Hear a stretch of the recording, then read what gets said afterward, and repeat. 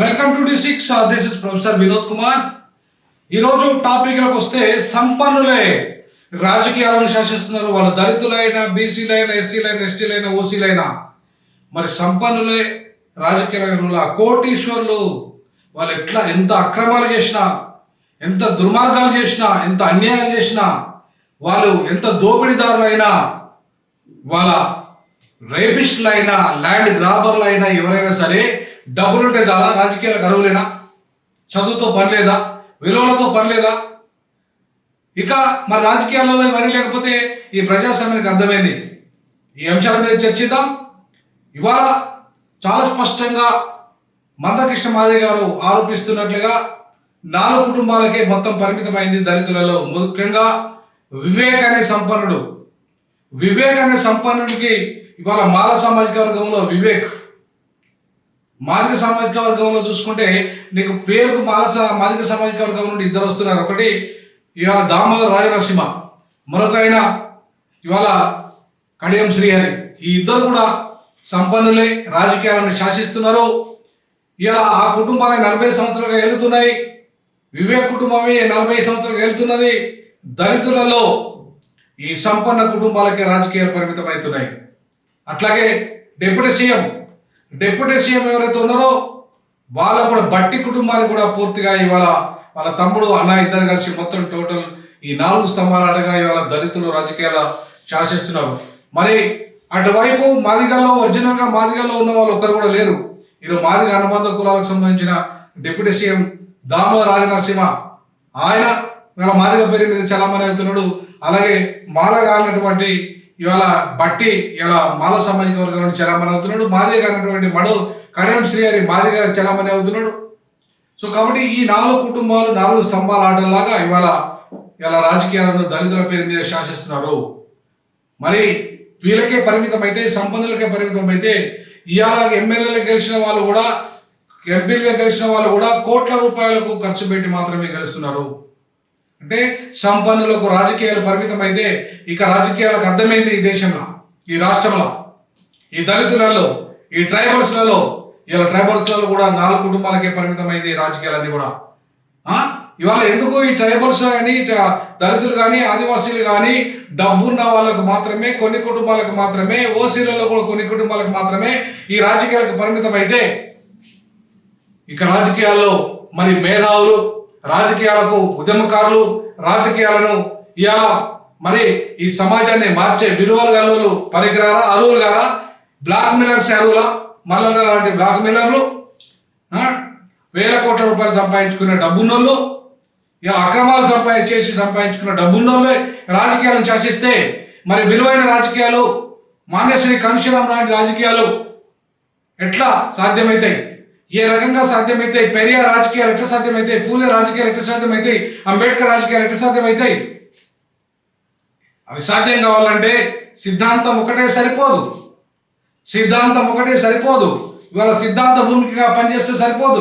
డబ్బు లేకపోతే రాజకీయాలను శాసించడం అనేది అసాధ్యమైన పరిస్థితి. ఇవాళ కార్పొరేట్ రాజకీయాలు శాసిస్తున్నాయి. వాళ్ళ కార్పొరేట్ రాజకీయాలు, కామన్ మ్యాన్ రాజకీయాల వైపు మనం వెళ్ళాలా? కార్పొరేట్ రాజకీయాల వైపు వెళ్ళాలా? సంపన్నులు, దోపిడీదారులు ఇవాళ రాజకీయాలను శాసిస్తే మరి మనకు మిగిలేది చిప్ప. ప్రజలకు మిగిలేది, కామన్ మ్యాన్కి మిగిలేది చిప్పకూడదు తప్ప, అడుక్కోవడం తప్ప, లేదంటే పరాన్న జీవిగా బతకడం తప్ప, లేదంటే వాళ్ళు ఇచ్చే ఉచిత పథకాల మీద ఆధారపడి జీవించడం తప్ప. ఇవాళ ప్రతి మనిషి స్వయం అభివృద్ధిగా, ప్రతి కుటుంబం స్వయం అభివృద్ధి దిశగా డెవలప్ అయ్యే పరిస్థితి ఇవాళ ఈ రాజకీయ నాయకుల్లో లేదు. ఏ రాజకీయ పార్టీ అయినా, అది కాంగ్రెస్ అయినా, బీజేపీ అయినా, తెలుగుదేశం అయినా, బీఆర్ఎస్ అయినా, ఇవాళ కమ్యూనిస్టు పార్టీలు అయినా, చివరకు అన్ని పార్టీలు కూడా డబ్బున్న వాళ్ళకు మాత్రమే ప్రాధాన్యత ఇస్తూ, సంపన్నులకే ప్రాధాన్యత ఇస్తూ, చివరికి కుల సంఘాల పేర్లతో కూడా ఎవరైతే ఉద్యమాలు చేస్తున్నారో వాళ్ళంతా డబ్బు వైపు మాత్రమే చూస్తూ, అందులో డబ్బున్నోళ్ళకే వాళ్ళు రికమెండ్ చేస్తూ ఇవాళ వాళ్ళని మాత్రమే రాజకీయాలకు పరిమితం చేస్తున్నప్పుడు నాలాంటి ఉన్నతమైన చదువులు, ఉన్నతమైన ఉద్యోగాలు వదిలి బయటికి వచ్చిన వాళ్ళు రాజకీయాలను శాసించాలంటే ఈ దుర్మార్గులతోని, ఈ దుష్టులతోని, ఈ దోపిడీదారులతో పోటీ పడడం సాధ్యమేనా? మరి ప్రజలు సిద్ధంగా ఉన్నారా నాలాంటి వారిని సపోర్ట్ చేయడానికి? కాబట్టి ఇవాళ ప్రజలారా మీరు ఎటువైపు? ఈ దోపిడీదారుల వైపా, దుర్మార్గుల వైపా, సంపన్నుల వైపా, ఈ కబ్జా కోరల వైపా, ఈ సామాన్యుల వైపు కామన్ మ్యాన్ బాగు చేయాలి, ప్రతి వారికి ఉచిత విద్య, ఉచిత వైద్యము, ఉచిత న్యాయము, ఉచిత ఉపాధి అవకాశాలు, భూమి లేని వాడికి భూమి, ఇల్లు లేని వాడికి ఇల్లు, సంపద సృష్టి, సంపద కొంతమంది చేతులు కాకుండా అందరికీ సంపదను పంచాలనే నాలాంటి వాడికి రాజ్యాంగాన్ని అమలు చేద్దామనే వాడికి అధికారం కావాలా? ఎవరికి అధికారం కావాలి? ఎవరు అటువైపు ఉండాలి? చేర్చుకోవాల్సింది ప్రజలే, నిర్ణయించాల్సింది ప్రజలే. కాబట్టి ఇవాళ ఈ సంపన్న దళిత దళారి రాజకీయాలు కానీ, ఈ సంపన్న ఆదివాసీ రాజకీయాలు కానీ, ఈ సంపన్న బీసీ రాజకీయాలు కానీ, ఈ సంపన్న ఓసీ రాజకీయాలు కానీ ఈ సామాన్య ప్రజలకి ఉపయోగపడాయి. కాబట్టి ఈ సంపన్నుల నుండి రాజకీయాలను దూరం చేయడమే డీజాక్ లక్ష్యం. సామాన్యునికి దరి చేర్చడమే డీజాక్ లక్ష్యం. సామాన్యునికి టికెట్లు ఇచ్చి సామాన్యుని గెలిపించడం, ఓట్ల రాజకీయాలను గెలిపించడం, నోట్ల రాజకీయాలను ఓడించడమే డీజాక్ లక్ష్యం. ఆ లక్ష్య సాధనలో భాగంగానే ఇవాళ నా ఉద్యోగానికి రాజీనామా చేశాను. కాబట్టి ఇవాళ ఈ కోట్ల రాజకీయాలను ఓడించి ఓట్ల రాజకీయాలను గెలిపించే ప్రజాస్వామ్యాన్ని నిలబెడదాం. ఆ వైపు డీజాక్ పనిచేస్తుంది. ఆ వైపు డీజాక్ ప్రజల పక్షాన్ని నిలబడి కొట్లాడుతుంది. D6 ప్రజల పక్షాన్ని కొట్లాడుతుంది. ఖచ్చితంగా ప్రజలారా ఇవాళ ఈ రాజకీయాలను శాసిద్దాం. ఈ దుర్మార్గమైన రాజకీయాలను అందం చేద్దాం. ఇవాళ దారి చూపే రాజకీయాలను, సామాన్యునికి మేలు చేసే రాజకీయాలను ఆ వైపు పయనించడానికి ఈరోజు కంకణం కట్టుకుందాం. ఇవాళ మహాశివరాత్రి రోజు, పరమ పవిత్రమైన రోజు. పరమశివుని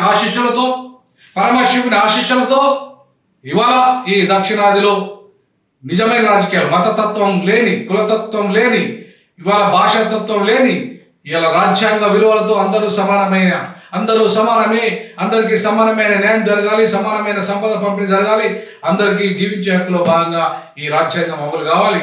ఆ దిశగా అడుగులు వేయాలి.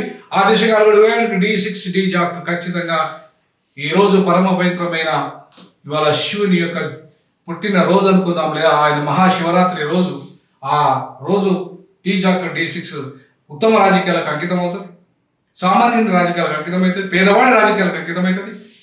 ఆ దిశగా భవిష్యత్తులో రాజకీయ కార్యాచరణను, ఉద్యమాన్ని ముందు తీసుకెళ్తామని తెలియజేస్తున్నాం. జై భీమ్, జై పూలే, జై పెరియార్.